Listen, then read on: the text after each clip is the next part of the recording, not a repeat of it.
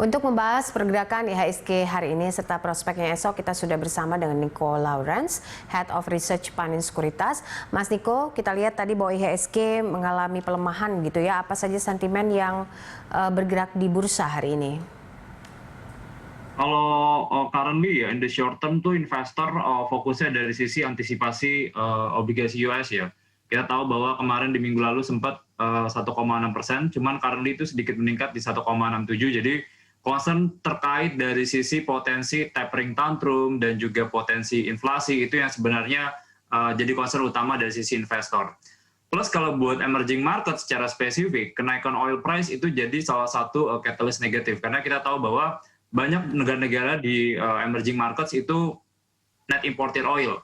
Indonesia, India, China, habis itu South Korea juga. Jadi itu yang sebenarnya jadi katalis negatif sih ya. Plus kalau kita lihat kan dari regional juga sebenarnya belum ada katalis yang benar-benar positif ya. Karena other than dari concern dari sisi inflasi, kita lihat third wave ini yang sebenarnya itu masih jadi concern dari sisi growth ya. Apalagi kalau kita lihat dengan adanya translasi, itu kenaikan atau third wave khususnya di Eropa, translasi dari economic growth itu di first quarter nggak akan begitu bagus. Karena kalau kita lihat statement dari Bu Sri Mulyani, itu ekspektasi growth most likely bisa di sekitar -1%. Jadi itu yang sebenarnya jadi katalis negatif ya buat market untuk hari ini. Oke, apa saja ini? Kalau kita lihat industri dasar, menurut pengamatan Anda, apa saja yang mempengaruhi industri dasar untuk hari ini? Basic industries ya. In overall sebenarnya kalau kita lihat kan ketika ada economic recovery, itu demand buat basic industries itu akan meningkat ya. Kalau kita lihat tuh by composition, itu tuh yang besar adalah di Jakbin itu adalah TPIA dan juga BRPT itu adalah petrochemical related. Jadi kalau kita lihat ketika adanya economic downturn di tahun lalu, itu demand buat petrochemicals itu benar-benar turun. Kelihatan dari sisi volume buat kayak TPIA, BRPT itu turunnya signifikan. Jadi kerasa ada penurunan di situ. Cuman dengan adanya ekspektasi growth nanti di first quarter, second quarter, apalagi nanti tren vaccination rate-nya ini udah mulai positif ya, consumer confidence udah mulai pulih, demand buat beberapa bahan petrochemicals itu akan meningkat. Jadi itu sebenarnya jadi katalis positif. Plus dari kita lihat juga sebenarnya gini sih, petrochemicals itu kan salah satu base bahan bakunya kan adalah oil ya. Kita tahu sebenarnya oilnya lagi trennya meningkat, cuman kalau kita ngomongin buat long term, harga ini kan sebenarnya oil ini cuman temporary ya, karena kita tahu ada kapal Evergreen yang sebenarnya tuh sedikit stuck di canal di Suez Canal. Nah, jadi itu menurut kita temporary. Nah, cuman in the long term kalau kita harga minyaknya ini sebenarnya relatif masih flat, itu akan bagus buat petrochemicals karena margin mereka tuh akan improving. Other than that, mungkin yang menurut kita bagus adalah semen ya. Semen kalau kita tahu bahwa composition kayak INTP, SMGR itu ada di Jakbin, ekspektasinya dua sih. Kan industri semen ini kan sebenarnya komposisinya 70% properti, 30% adalah digunakan buat construction. Itu yang modelnya adalah bulk, yang back digunakan buat properti. Jadi dengan adanya kayak dari pemerintah, kita tahu tender buat infrastruktur naik sampai 420 triliun, tahun ini naiknya sekitar 50%. Properti juga diberikan stimulus dari sisi pemangkasan pajak. Nah, jadi harapannya ini juga dorong buat industri semen. Selain itu adalah poultry ya. Poultry kalau kita lihat kan kayak Cepin, Java, itu trennya lagi positif. Karena kalau kita lihat on monthly basis, itu harga-harga poultry, kayak broiler atau day old chicken, DOC, itu trennya tuh lebih stable.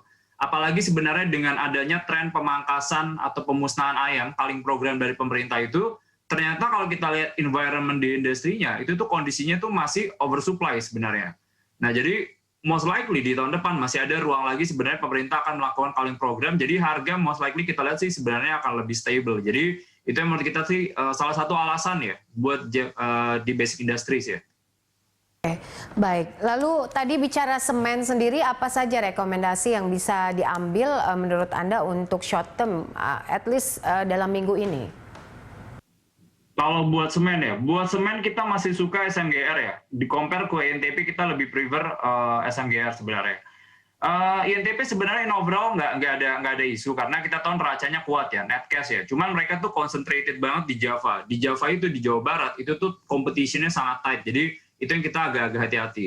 Kalau SMGR kita lihat sebenarnya kan lebih diversify gitu. Kita tahu bahwa going forward ke depannya kita tahu bahwa proyek-proyek ini kan sebenarnya kan agak ada sedikit relocate ya. Mereka akan keluar Jawa gitu. Sumatera, habis itu Kalimantan. Nah itu menurut kita adalah yang lebih benefit akan buat semen Indonesia atau SMGR. Jadi itu sih rekomendasinya. Mungkin kalau bisa di breakdown sedikit soal capital inflow begitu ya, dibandingkan tahun 2020 dengan kuartal 1 di 2021 ini seperti apa, Mas? Inflow ya, kalau kita lihat inflow sebenarnya kita tahu bahwa 4 tahun belakangan Indonesia, especially in the equity market ya, kita itu adalah outflow. Nah cuma for the first time di tahun ini itu kita melihat ada inflow dari foreign. Sebenarnya transition ceritanya sebenarnya sama sih. Jadi ketika di bulan November terpilihnya Biden, itu transisi kelihatan bahwa market udah mulai relocate. Mereka mengurangi porsi buat di develop market atau yang defensive asset. Mereka ambil lagi aset-aset berisiko itu masuk ke emerging market. Nah, jadi kelihatan bukan cuma Indonesia aja, cuma negara-negara yang masuk kategori kayak misalnya emerging market yang lain kayak Brazil, Rusia, India, China, South Africa, Meksiko, Indonesia, Nigeria, Turki itu trennya positif karena mereka cari growth sebenarnya dan itu lebih ada di emerging market. Plus kalau kita lihat kan sebenarnya inflow di tahun ini juga didorong dari sisi volatility rupiah tuh nggak akan separah di tahun lalu ya. Karena kita tahu bahwa di tahun ini posisi obligasi foreign di Indonesia tuh cuma 25%, udah rendah. Jadi itu minim risiko ada liquidity risk gitu, mereka bisa keluar lagi. Beda sama ceritanya di zaman kayak waktu itu bulan Maret 2020 tahun lalu. Jadi posisi foreign itu tinggi, 38%. Mereka bisa keluar kapan aja, translasi waktu itu rupiah bisa sampai 17.000. Nah, kondisi rupiah yang lebih stable, growth-nya lebih ada di emerging market, menurut kita itu akan jadi katalis positif ya buat equity, khususnya di emerging ya. Oke, untuk penguatan esok, potensinya seperti apa Mas Niko? Kalau kita lihat sebenarnya concernnya investor itu in the short term itu tuh benar-benar dari sisi inflasi ya. Inflasi mereka akan pantau banget walaupun kita tahu nih di hari Kamis kemarin atau hari Jumat kemarin Powell udah state bahwa ada ruang sebenarnya untuk melakukan taper tantrum. Cuman kayaknya most likely nggak akan terjadi di tahun ini karena mereka nggak cuma lihat inflation, mereka lihat salah satunya adalah employment. Kalau kita lihat employment atau tenaga kerja itu kan sekarang masih tinggi sekitar 6%. Sebelum pandemic itu sekitar 3%.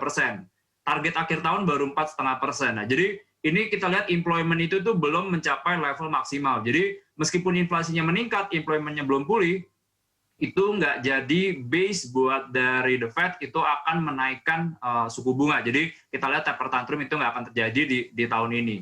Cuman kalau kita lihat sebenarnya kalau kenaikan obligasi ini benar-benar investor akan agak hati-hati ya, mewaspadai dari sisi ekspektasi terhadap inflasi. Cuman kalau kita lihat buat Kedo Futures dan lain-lain, kayaknya ada ruang juga buat market itu akan mengalami koreksi ya. Karena selain dari sisi inflasi, concern-nya adalah dari kenaikan harga minyak. Terus kalau kita lihat dolar index juga sekarang udah di level 92, jadi itu juga akan pressure buat emerging market. Plus yang terakhir kita masih agak concern adalah dari sisi trade tension. Karena kalau kita lihat belakangan kan antara US dan juga China, yang tesis awalnya ketika kondisinya Biden itu lebih stable. Cuma sekarang kalau kita lihat tensinya masih tinggi ya. Apalagi kalau kita lihat secara detail pertemuan di Alaska aja. Jadi itu yang sebenarnya menurut kita secara weekly ini masih akan jadi pressure ya buat market ya. Oke, untuk esok saham rekomendasi apa yang bisa diberikan? Kalau saham rekomendasi ya, in the short term kita suka market rotation ke consumer goods ya. Kita suka consumer goods karena consumer goods ini tuh biasanya lebih perform atau mereka masuk kategori defensive stock gitu ya. Jadi dia lebih perform ketika marketnya tuh volatility-nya lagi tinggi. Nah, jadi kalau kita lihat kayak beberapa saham kayak contohnya ICBP gitu ya. Koreksinya udah cukup dalam, harga sekarang udah menarik, fundamentals masih oke. Jadi menurut kita consumer goods itu masih menarik ya.